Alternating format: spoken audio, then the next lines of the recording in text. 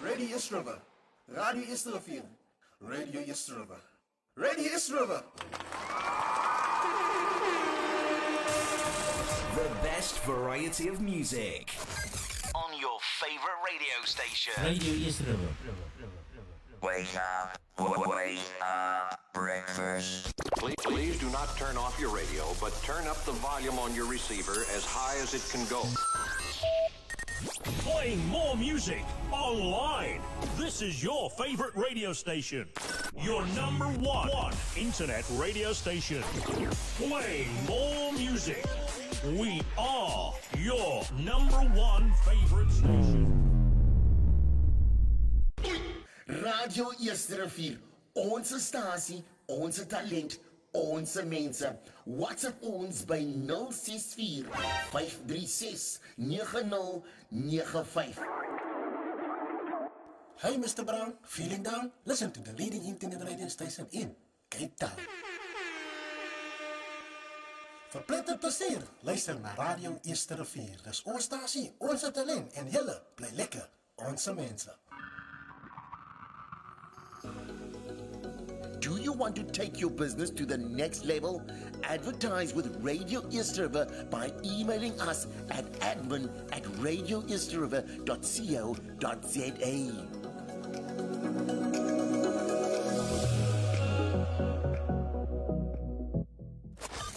More music, the biggest variety, on your number one radio station. Radio East River. Is jy 'n besigheidseienaar, boer, werkgewer of bestuurder? CSA help jou met jou arbeidsreg en regsnakomingsbehoeftes. Laat ons jou UIF, OHS, BEE, papienakoming en arbeidsreg hanteer, sodat jy kan fokus op die bestuur van jou besigheid met gemoedsrus. Besoek ons by csa.co.za. Dit is SEESA.co.za. Sedert 1998. CSA, jou besigheid uitgesorteer.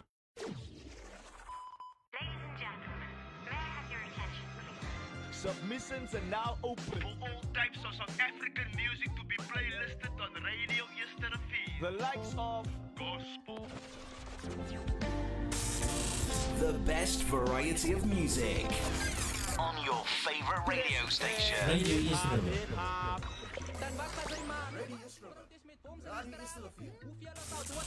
The best variety of music on your favorite radio station. Radio East River.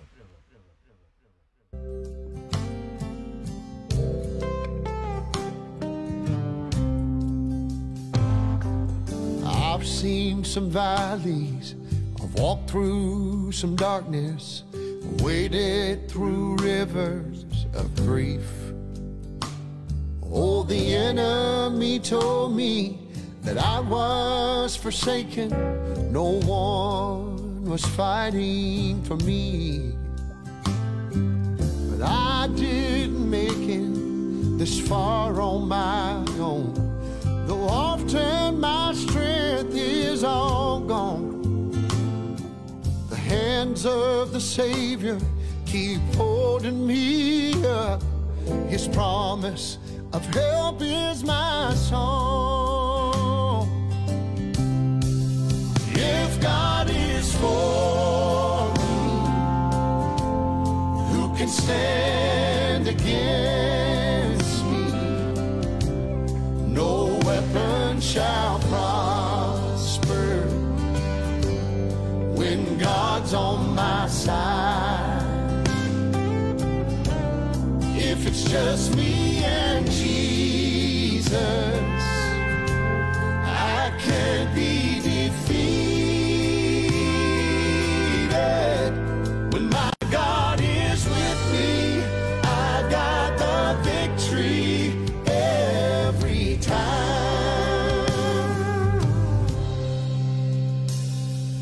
He may be calling for you to follow to places you think you can't go. And people tell you that you'll never make it. You can't win this fight all alone. But if it's a choice to trust or to doubt, just remember what he's always done. Yeah, he's never failed me, and he never will. And the battle is already won. It's already won.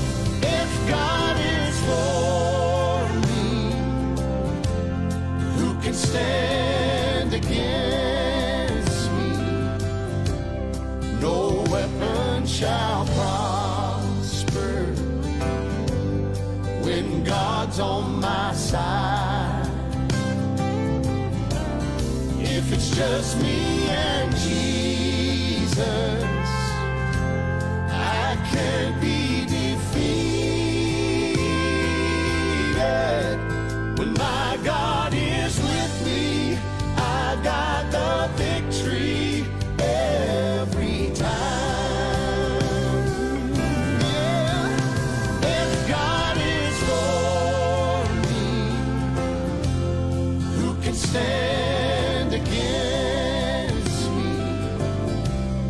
No weapon shall prosper when God's on my side. When God's on my side. If it's just me and Jesus, I can't be defeated.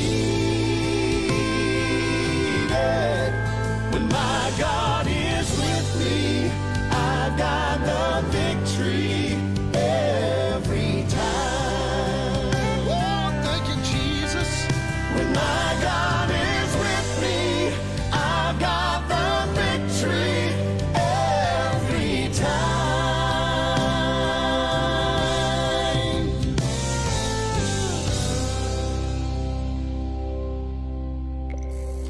Radio East River.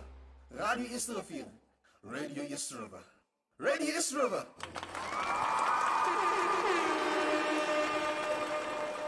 Radio East River, our station, our talent, and our people. God bless you and welcome to this morning's broadcast of the Message of the Hour with me, Brother Elmer, addressing you live here from the studios of Radio East River in Cape Town, South Africa. Wonderful song we just listened to there, speaking about if God is for me, who can stand against me? Hallelujah. And God is the most powerful source that there is found in the universe. God has no beginning of days, He has no end of days, but from everlasting to everlasting, He is God. He is the creator and the originator of all things, and He also has power over all things. And we're just so grateful for God Almighty for giving us this opportunity once again this morning to come into your home and heart and to share with you the gospel of Jesus Christ. Now, thank you for everybody that's already awake. And we're just having the most wonderful spring weather on this side of the hemisphere. And we're grateful for the Lord for giving us early sunrise and nice cool weather. So may the Lord bless you wherever in the world you are. Maybe it's snowing where you are. Maybe it's raining. Maybe you're on your way to work. Maybe you're still in bed. But wherever you are, I greet you in the name of Jesus Christ, and I just welcome you to this program and platform here on the leading internet radio station in the Mother City. You can catch us live on Facebook on the Radio East River Facebook page. You can join our TikTok live on the Radio East River TikTok profile. Thank you for everybody that's already interacting on the various platforms. All our shows are downloadable as podcasts for you to listen to at any time in your own convenience on any smart device, and you can also stream us live on www.radioeasterriver.co.za. So may the Lord bless each and every person. And if you have your Bibles already, you can turn with me please to the book of Psalms. Hallelujah.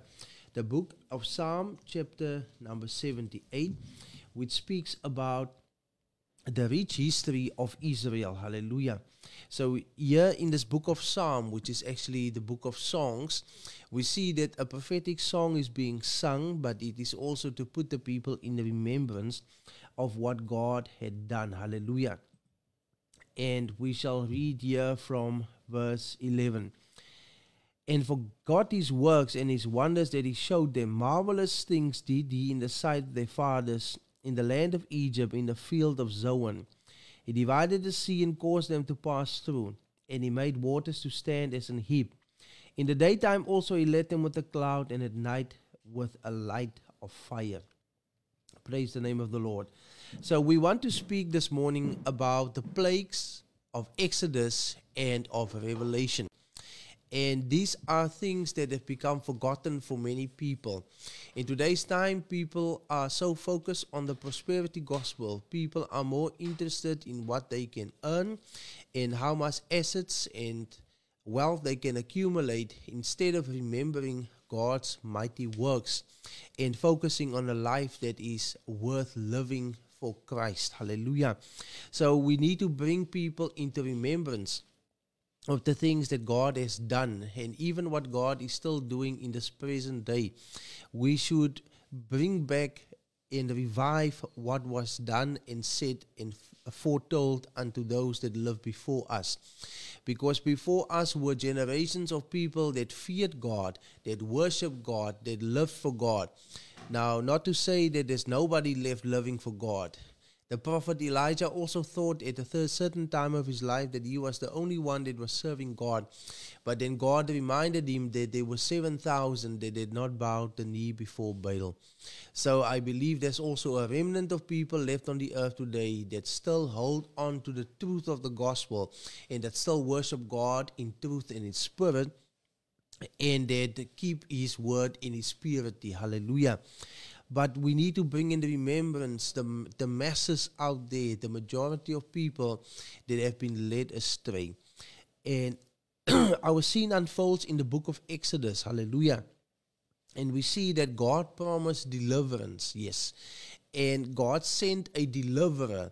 So God is somebody that delivers his promises. Hallelujah. God promised Abraham that his descendants would inherit a land which was called the land of Canaan, but that they would be oppressed for a certain period of time. But then at the ripe time, God would lead them out with a mighty hand. And we see that it took approximately 430 years for this promise to be fulfilled.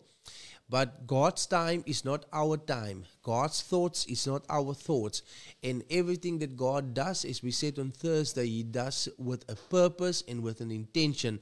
And God's timing is always perfect. God knows what to do and when to do it and how to do it. So God promised deliverance to the descendants of Abraham.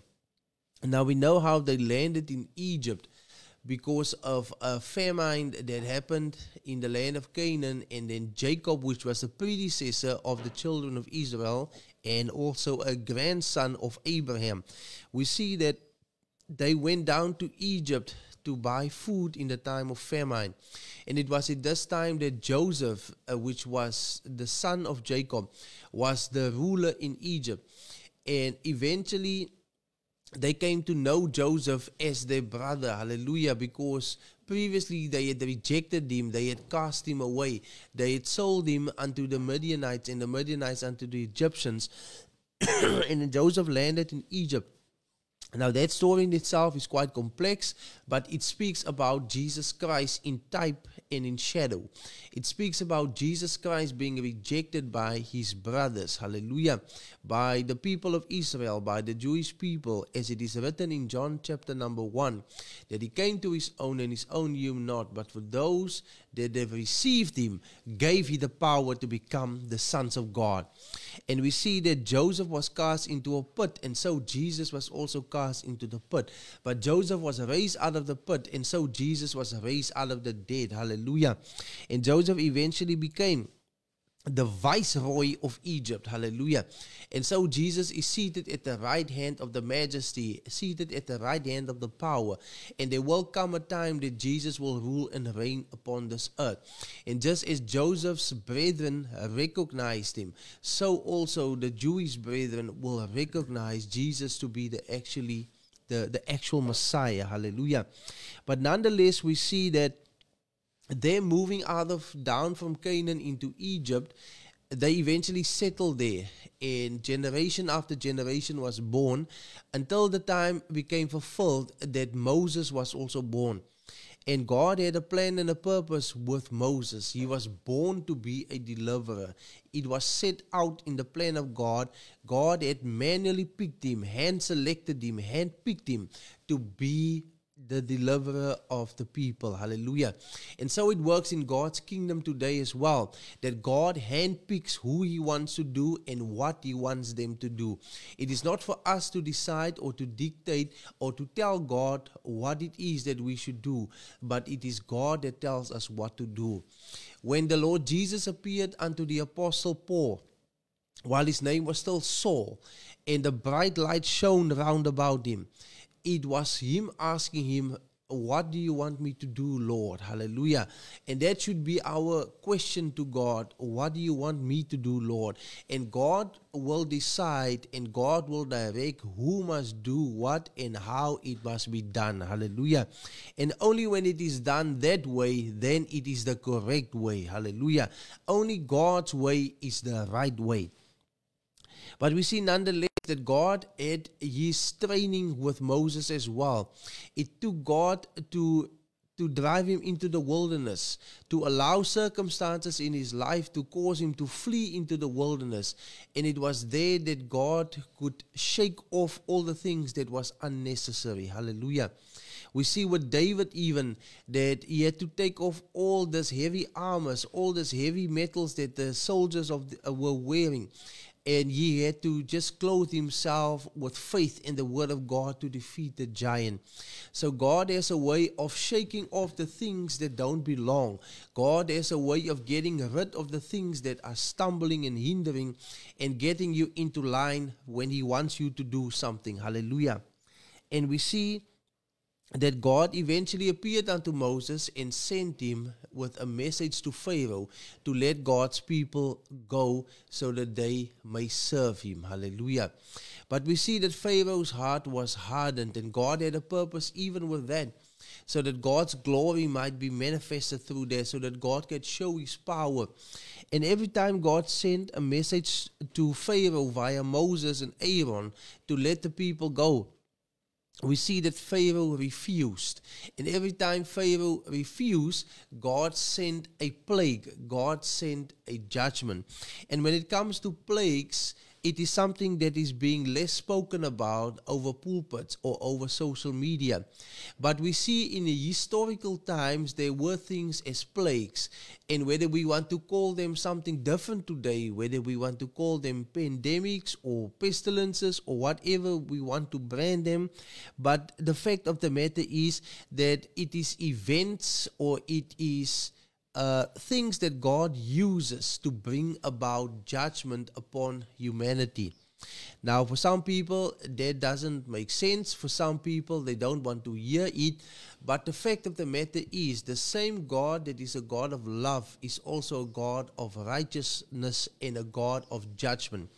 And God still sends judgment, hallelujah, when people harden their hearts. Hallelujah. Now, redemption is available, atonement is available, forgiveness is available, but there's also the opposite that is available. If we refuse God's mercy, if we refuse God's redemption, if we refuse God's love, there is nothing left but judgment. Now we see that God sent 10 plagues over the land of Egypt. And God, through that, displayed His power. Hallelujah. Now, for those of you that have never heard the Bible, or those of you that heard it last in Sunday school, and maybe you're almost 80 years old, the Bible speaks about these different plagues. The first plague was the water that was turned to blood. The second plague was the plague of frogs. The third plague was the plague of lice. The fourth plague was the plague of swarms and flies that covered the land. The fifth plague was the plague of death on the beasts. The sixth plague was the plague of boils and blisters. The seventh plague was the plague of hail. The eighth plague was the plague of the locusts. The ninth plague was the plague of darkness. And then the 10th plague was the death of the firstborn. So God struck Egypt with 10 plagues. So it speaks of a number of judgment. We see even the 10 commandments, which is the law of God, there were 10 of them given. So it speaks of judgment when God deals in the number 10. We see even that when the 12 spies were sent to go and see the land that God promised unto the children of Israel, the land of Canaan. We see that 2 of them returned with a positive report, but 10 of them returned with a negative report, an evil report, which stirred up unbelief amongst the people. Hallelujah. Now, 10 once again shows a carnal number. It shows a judgment number. Hallelujah. So God struck Egypt with 10 plagues before he could deliver his people. Hallelujah. Before Pharaoh let them go and before they could be redeemed. So before there was a redemption, there first had to be judgment. And so we see also before we could be redeemed, Jesus first had to take the judgment upon himself by taking our sins and also the punishment of our sins upon himself by dying on the cross of Calvary. Hallelujah. So before there can be redemption, there must first be judgment. Hallelujah. Now God did these type of plagues with a particular intention in mind, because the Egyptians themselves were polytheists. They were idol worshippers. They worship different gods, and they are the God for every single thing that there is. And even today, we see that people still worship different deities and different gods for different purposes and different reasons. Now, if we look at, for instance, the first plague that was struck was the water turning into the blood. Now, the Egyptians had a god which was the god of the Nile River, and he was called Hapi. And then they had a god of fertility, which was called Heket. And then we see there was a god of the earth, which was called Geb. Then there was the god they believed to be the creation god, which was Kepri. And there was also these gods called Hathor and Apis. They were the goddesses of cattle. Then there was Sekhmet, Sunu, and Isis. These were the gods of so-called healing. Then there was Nut and Set. These were the sky and the storm gods. Then there was Seth and Osiris, which was known as the gods of agriculture. Then there was Ra, the sun god. And then there was Osiris, which was believed to be the god that has control over the afterlife. Now, if you look at the different gods mentioned, every plague that God sent was actually a direct attack on those gods to prove to them that he is the God over all the gods. Hallelujah. King of kings, Lord of lords. He is the God above all the gods. There is only one God. The Bible says in Deuteronomy 6 verse 4, "Hear, O Israel, the Lord our God is one Lord." So all the other gods were seen as fake gods, or in actual fact, they were demons. People that worship idols are people that worship demons. But we see with each plague that God struck, it was targeted at a specific god to prove to the Egyptians that their gods were weak and that the God of the Hebrews had power over their gods. The gods that they believed that had power over fertility and over cattle and over the weather patterns, God showed by sending down hail. He has power over the weather. By making the water in the Nile River turn into blood, God showed that he had the power over the waters. Hallelujah. By God sending a plague that were killing the livestock, the animals, God showed that he had power over agriculture as well and over animals. Hallelujah. God even sent flies and locusts so that to prove to them that these gods that are seen as the so-called gods of creation and the gods that had control over life, that God has power over them. Hallelujah. And then we see that the final plague that God sent was the death of the firstborn. And that showed that God even has power over death. And that was the final plague that actually allowed Pharaoh to let the people go. We see that God even struck them with a plague of darkness. They worshipped the sun god, which name was Ra. But God showed that he can even block out sunlight. Hallelujah. But the wonderful thing about it is that when God blocked the sunlight, there was darkness all over Egypt except in one place, which was called Goshen. And in Goshen, the people of Israel dwelt. Hallelujah. So God's light will shine over God's people regardless of the darkness. Hallelujah. So there was different plagues sent. And God showed his power to Pharaoh. And God himself hardened his heart so that God could show his power. Hallelujah. Pharaoh just kept on refusing. And with every plague, we see that Pharaoh sent the Egyptians, sorcerers and magicians, Jannes and Jambres, to impersonate these things. And every time we see that God's power showed up more powerfully.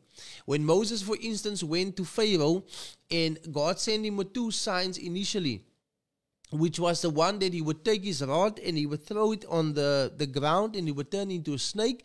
And if he grabbed it by the tail, it would turn into a rod again. The second sign was that he would put his hand into his chest, and when he would take it out, it would be leprous. And when he put it back in, it would be healed. We see the Egyptians came and they did the same thing by throwing the stick and turning it into a snake. But we see that the rod of Moses, which turned into a snake, swallowed the other snakes. Hallelujah. Swallowed the other rods. And that proves to us that God's power is greater than that of the devil. Hallelujah. God is almighty. Now the devil has power to a certain degree, to a certain extent, but God's power is unlimited. Hallelujah. That's why he's called the Almighty. Hallelujah. Because he has power over all things. But we see that God used these plagues as signs of judgment so that God could redeem his people. Hallelujah. And we see that these same plagues that happened in history will be repeated again in the future. If you read the book of Revelation chapter 8 and 9 and Revelation 15 and 16, there will come a time upon the face of the earth known as the Great Tribulation period, where God will rain his judgment again upon the earth. And the plagues that are found in the book of Exodus, some of them will be repeated in the book of Revelation. Now, during the time of the Great Tribulation, the Church of Jesus Christ will have been raptured from the earth and they will be with the Lord. But there will be a remnant that stays behind that will be saved during the time of the Great Tribulation, and they are known as 144,000. And the Bible speaks that it will be 12,000 out of each of the 12 tribes of Israel. And while they are on the earth, God will send 2 witnesses known as Moses and Elijah. Just as God sent Moses and Aaron to Pharaoh. Hallelujah. So God will send Moses and Elijah in the future to Jerusalem to preach to the Jewish people. Hallelujah. And the Bible says also that they have power to open up heaven and to close it as often as they want to with regards to rain. And that is what the prophet Elijah did in the book of 1 Kings. The Bible also says they have power to strike the earth with plagues as often as they want to. And that is exactly what Moses did. So just as God sent Moses and Aaron, hallelujah, with a message of deliverance and a demonstration of God's power, so we see that God will send Moses and Elijah in the future, in the Revelation chapter 11, once again to the people of Israel to bring the message of redemption, the message of deliverance. And just as plagues fell during the time of when Moses and Aaron went to Pharaoh with that message, so we see that the same time period of the Great Tribulation, these plagues will fall upon the face of the earth. But we see that in the book of Exodus, the people of Israel were not affected by the plagues, only the Egyptians. So it will also be to those that are the 144,000 that will be saved during the time of the Great Tribulation, that no plague shall fall upon them, because they will be sealed with the seal of God. Hallelujah. Now we're going to take a break quickly. We're going to listen to that song again. If God is for me, who can be against me? God bless you.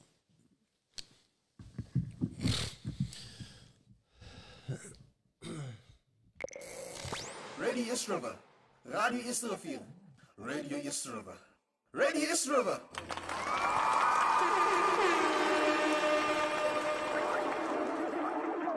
Hey Mr. Brown, feeling down? Listen to the leading internet radio station in Cape Town. Verpletter plezier, luister naar Radio East River. Dus onze statie, onze talent en hele, blijf lekker, onze mensen. I've seen some valleys, I've walked through some darkness, waded through rivers of grief. Oh, the enemy told me that I was forsaken, no one was fighting for me. But I didn't make it this far on my own, though often my strength is all gone. The hands of the Savior keep holding me up. His promise of help is my song. If God is for me, who can stand against me?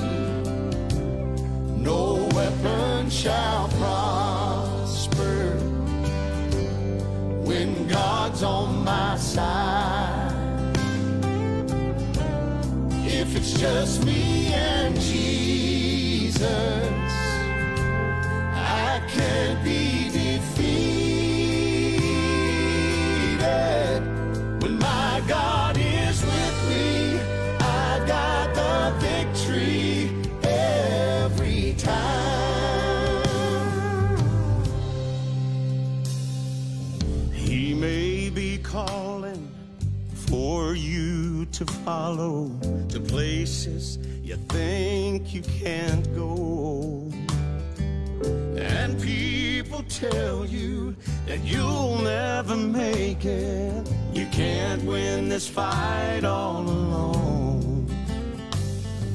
But if it's a choice to trust or to doubt, just remember what He's always done. Yeah, He's never failed me, and He never will. And the battle is already won. It's already won. If God is for me, who can stand against me? No weapon shall prosper when God's on my side. If it's just me and Jesus, I can't be defeated. When my God is with me, I've got the victory every time. Yeah. If God is for me, who can stand against me? No weapon shall prosper when God's on my side. When God's on my side. If it's just me and Jesus, I can't be defeated. When my God is with me, I've got the victory every time. Oh, thank you, Jesus. When my God is with me, I've got the victory every time.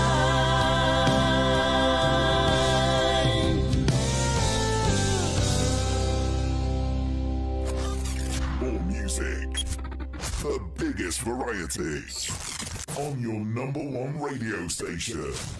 Radio Easter. God bless you and welcome back to this morning's broadcast of the Message of the Hour. May the Lord bless you and may be with you. So we're speaking about the plagues of Exodus and of Revelation. And we see that just as God dealt in ancient times, God will also deal in the future. And God will send plagues upon this earth for a purpose and a reason. And God sent the plagues back in the book of Exodus so that He could show that He had power over the gods of the Egyptians, and that He could show Himself as the Almighty, and that Pharaoh could listen and take heed and let his people go. And so it will also be in the book of Revelation, in the future, when the grace of God returns to the people of Israel and they will accept Jesus Christ as the Messiah, we see that there will be plagues sent, there will be judgments sent, hallelujah, during the time of the Great Tribulation. But before the judgment happens, we see in the book of Revelation chapter number 7, and after these things I saw 4 angels standing on the 4 corners of the earth, holding the 4 winds of the earth, that the wind should not blow on the earth, nor on the sea, nor on any tree. And I saw another angel ascending from the east, having the seal of the living God. And he cried with a loud voice with the 4 angels to whom it was given to hurt the earth and the sea, saying, hurt not the earth, neither the sea, nor the trees, till we have sealed the servants of God, of our God, in their foreheads.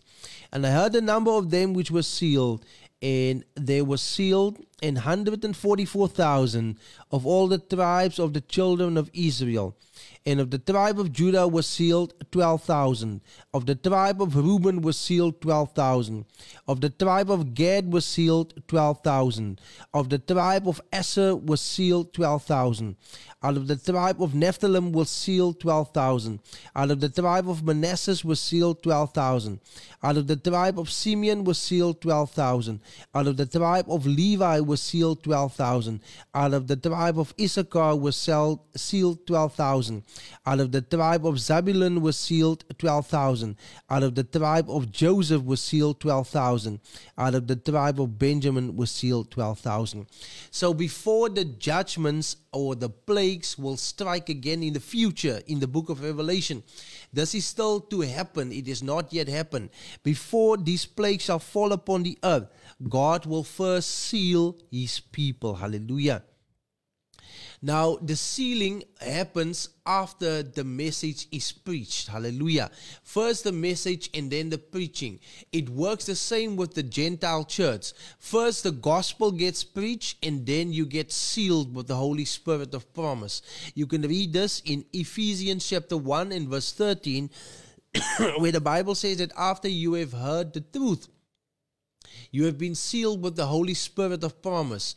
And then again in Ephesians chapter 4 and verse 13, it says, grieve not the Holy Spirit of God, by whom you have been sealed until the day of your redemption. So first there is a message that goes forth, and then there is the sealing that happens. Hallelujah. So those that have the seal of God, they don't receive the wrath of God. Those that don't have the seal of God, they are the ones upon whom the wrath of God will fall. Now, if you study the book of Revelation, you will see there's something that is mentioned as the mark of the beast.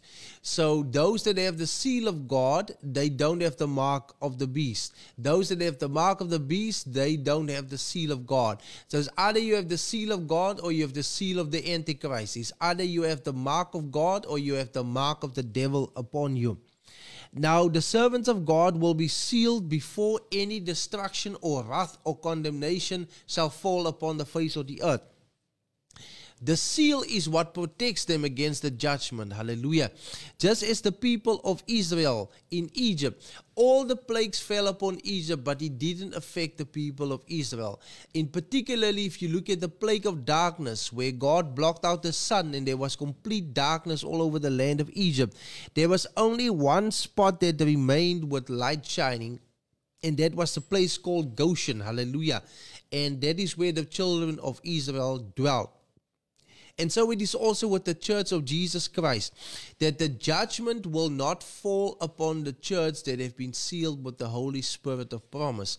But the same Holy Spirit that sealed them unto the day of redemption is the same Holy Spirit that will resurrect them from the grave at the return of Christ, and is the same Holy Spirit that will translate them and rapture them at the return of Jesus Christ. Hallelujah. Now, the judgments will fall in the book of Revelation in the future tense. And you will see that there are many of these judgments that are quite similar to the plagues that fell in Egypt. Hallelujah. And if you look at Revelation 8 and 9, you will see about these angels that will blow their trumpets. And as they blow their trumpets, we see God's judgment falling upon the earth. It says here in Revelation 8 verse 7, the first angel sounded, and there followed hail and fire mingled with blood, and they were cast upon the earth. And the third part of the trees was burned up, and all green grass was burned up. And the second angel sounded, and it is whereas a great mountain burning with fire was cast into the sea, and the third part of the sea became blood. And the third part of the creatures which were in the sea and had life died, and the third part of the ships were destroyed. And the third angel sounded, and there fell a great star from heaven, burning as it were a lamp, and it fell upon the third part of the rivers, and upon the fountains and waters. And the name of the star is called Wormwood, and the third part of the waters became wormwood. And many men died of the waters, because they were made bitter. And the fourth angel sounded, and the third part of the sun was smitten, and the third part of the moon, and the third part of the stars, so as the third part of them was darkened, and the day shone not for a third part of it, and the night likewise. So if you read at the future plagues that is to come, you see it is quite similar as to what happened in Exodus. The water turning into blood, for instance. Darkness that came over Egypt. Hail that fell from the sky. And then it speaks about these creatures. If you look at the next chapter, Revelation 9, it speaks about these creatures that will come from the bottomless pit, that will torment people. They came out of the smoke locusts upon the earth, and upon them was given power as the scorpions of the earth have power. And it was commanded them that they should not hurt the grass of the earth, neither any green thing, neither any tree, but only those which have not the seal of God in their foreheads. This reminds us of the plague of the locust that was sent also in the book of Exodus before God could deliver the people of Israel out of Egypt. Now you can continue reading the description about these creatures, which is quite horrific, but they will torment mankind for a period of 5 months. And then it speaks about the sixth angel also. And the Bible says, and the sixth angel sounded, and I heard a voice from the four horns of the golden altar which is before God, saying to the sixth angel which had the trumpet, loose the four angels which are bound in the great river Euphrates. And the four angels were loosed, which were prepared for an hour and a day and a month and a year, for to slay the third part of men. And the number of the army of the horsemen were 200,000, and I heard the number of them. And thus I saw the horses in the vision, and them that sat on them, having breastplates of fire, and of jacinth and brimstone, and of the heads of the horses were as the heads of lions, and out of the mouths issued fire and smoke and brimstone. And by these three were a third part of the men killed, by the fire, and by the smoke, and by the brimstone which issued out of their mouths. Now you can continue reading Revelation 8, Revelation 9, you can read the Revelation 15 and Revelation 16, and you will see that the plagues that will fall upon the earth in the future tribulation period are similar to the plagues that fell in the book of Exodus, when the people of Israel were also going through a period of tribulation. So we see that the Bible runs parallel, hallelujah. We can see that God does things in a similar way, hallelujah.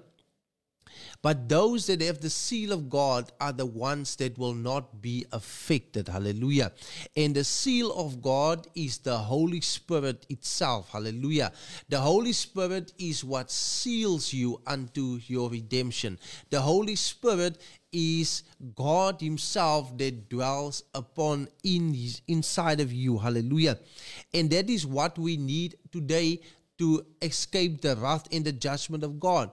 We find a similar narration in the book of Ezekiel, where Ezekiel was being told or shown in a vision an angel that was putting a seal or a mark upon those in the city that were crying and sighing for the abominations that were being committed therein. So those that were sealed are the ones that are the righteous ones, the holy ones, the just ones. They are the ones that will not face the judgment, hallelujah.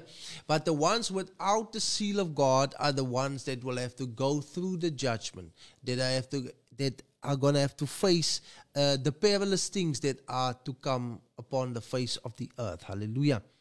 So if we look at the bigger picture, what we need today is the seal of God. Hallelujah. The seal of God, and we have clear instructions in the Bible on how to receive it. The Bible says in the book of Acts chapter 2 and verse 38, repent and be baptized in the name of Jesus Christ for the remission of sins, and you shall receive the gift of the Holy Spirit. Hallelujah. That is what people should be doing today, is to repent of their sins and to be baptized by immersion in water in the name of Jesus Christ. That is the only true baptism that is being recognized in the New Testament by God Himself. Hallelujah. There's the water baptism and then there's the Spirit baptism. So you need to be baptized firstly in water in the name of Jesus Christ. If you allow yourself to be baptized in water, that means that you show that you accept God. You accept what God has done for you in Christ. You believe in the death, burial, and resurrection of Jesus Christ as the only finished work of redemption for your salvation. Hallelujah. So by water baptism, you demonstrate that you accept God. But by Spirit baptism, God demonstrates that He accepts you. Hallelujah. And that is the two baptisms that we read about in Scripture.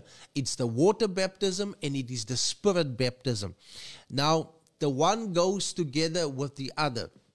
It can happen that God can baptize somebody in spirit and then afterwards the person gets baptized in water.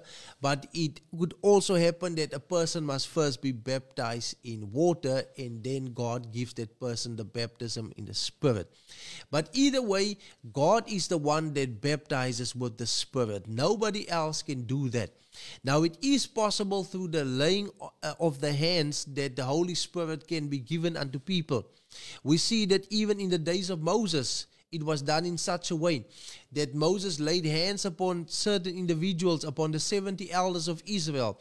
And the same Spirit which rested upon Moses came also upon the 70 elders of Israel. Hallelujah.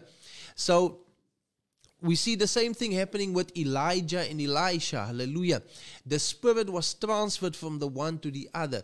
And so it can also happen, as we see in the book of Acts, chapter number 8, that the apostles laid hands upon the people and they received the baptism of the Holy Spirit. But it can also happen that if you ask the Lord in prayer, that He can give you the baptism of the Holy Spirit.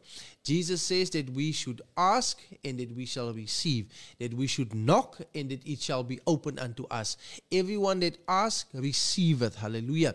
Jesus was saying that if us as earthly parents, being evil, give good gifts unto our children, how much more will the Heavenly Father give good gifts unto them that ask Him? Hallelujah. And the Holy Spirit is a gift. The Bible says in Acts 2 verse 38, repent and be baptized in the name of Jesus Christ, and you shall receive the gift of the Holy Spirit. So it is something that is given, and only God can give it to you. And the Bible makes it very plain that God gives His Spirit unto those that obey Him. Hallelujah. Now, obedience is what God requires in all cases. Hallelujah. God will not seal a disobedient person, but God seals an obedient person. If you obey the gospel of Jesus Christ, hallelujah, if you believe in the death, burial, and resurrection of Christ as the only work of redemption that guarantees your salvation, if you obey that, hallelujah, if you obey the gospel and you permit yourself to be baptized in the name of Jesus Christ, God promises to give you the Holy Spirit, because He gives His Spirit unto those that obey Him. Hallelujah. And we see that when the plagues fall, the judgment falls, it doesn't affect those that have the seal of God. It doesn't affect those that have the mark of God. Even into eternity, hallelujah, it will not affect those that have the seal of God. Those that have the seal of God will not appear before the great white throne judgment to be judged unto condemnation and to be cast into a lake of fire. Not at all. Those that have the seal of God will appear before the judgment seat of Christ to receive rewards for what they have done in the body, what they have done for the Lord. But there is now therefore no more condemnation for them that are in Christ Jesus, Jesus, for them that walk not after the flesh, but after the Spirit. That's Romans chapter 8 and verse 1. So when God seals you, He seals you unto everlasting life. When God seals you, He seals you unto the day of your redemption. When God seals you, hallelujah, you become His purchased possession, hallelujah. You become His property, and nobody can break that seal, hallelujah, because God Himself have sealed you unto everlasting life, hallelujah. So here we have a picture of what God did in the past, what God is going to do in the future, but what God is even doing now. God is still sealing His people, hallelujah. Those that believe the gospel and those that obey the gospel, God is sealing them, hallelujah, unto everlasting life. And they shall not go through the tribulation. They shall not go through the judgment. Before the great tribulation starts, Jesus will come and He will take His church from the earth. He will take His Gentile church from the earth. He will take His Gentile bride from the earth. And He will take them so that they can be with Him. But only those that have the seal upon them, hallelujah, the seal of God, are those that qualify to go into that great event with Jesus. Hallelujah. The Bible speaks about it in Romans chapter 8, that if the Spirit of Him that raised up Jesus from the dead dwells in your mortal bodies, that same Spirit that quickened Jesus from the dead will quicken you from the dead as well. Hallelujah. The same Spirit will transform the living even that are alive at the return of Christ. It will change their bodies in the twinkling of an eye, in a moment of time, at the last trumpet, when the trumpet of God shall sound and the dead shall be raised. Hallelujah. You can still receive that seal of God. It is still available if you are willing to repent of your sins, every one of you, and to be baptized in the name of Jesus Christ, and you shall receive the gift of the Holy Spirit. Let us pray. Dear Lord, thank you for giving me this privilege, this opportunity to come onto this program and platform and to share the message of the hour with the people. I pray that you will give eyes to see, ears to hear what the Spirit says unto the churches. I pray that you will bless each and every person that was tuned in, Lord, even our radio station, the platform, the presenters, and everybody that's involved in making this presentation possible. I pray that you will just lead us and guide us into all truth, and we ask this in the name of Jesus Christ. Amen.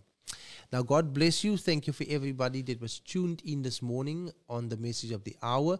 For those that just missed the live transmission, you can always catch the repeat on www.radioeastriver.co.za, or you can watch it on Facebook or on YouTube as a repeat broadcast. May the Lord bless you, may be with you. I would love to hear from you. You can contact me on 078-721-9991, 078-721-9991. May the Lord bless each and every person. And if there's anybody that would like to know more about our radio station, you can also send us an email to admin@radioeastriver.co.za. God bless you until the next time.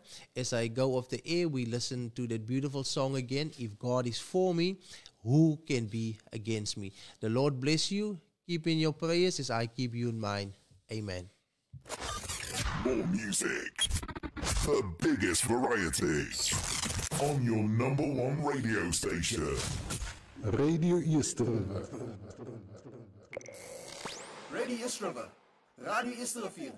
Radio Eastriver. Radio Eastriver.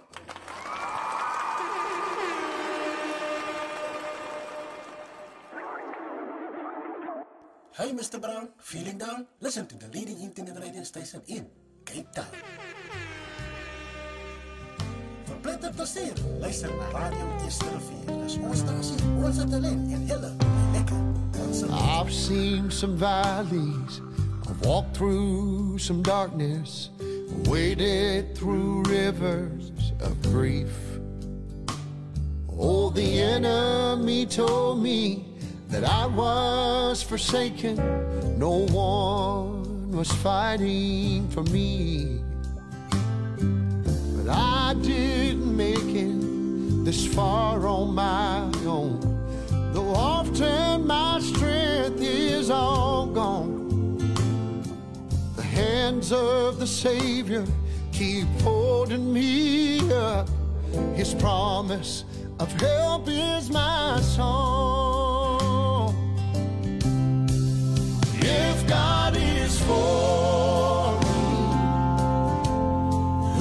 stand against me?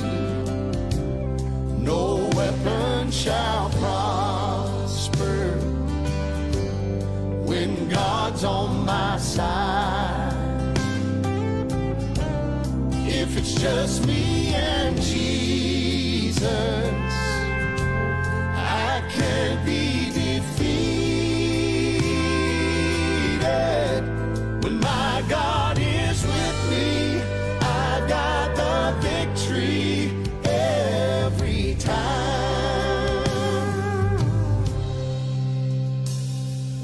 He may be calling for you to follow to places you think you can't go. And people tell you that you'll never make it. You can't win this fight all alone. But if it's a choice to trust or to doubt, just remember what He's always done. Yeah, He's never failed me, and He never will. And the battle is already won. It's already won. If God is for me, who can stand against me? No weapon shall prosper when God's on my side. If it's just me and Jesus, I can't be defeated. When my God is with me, I've got the victory every time.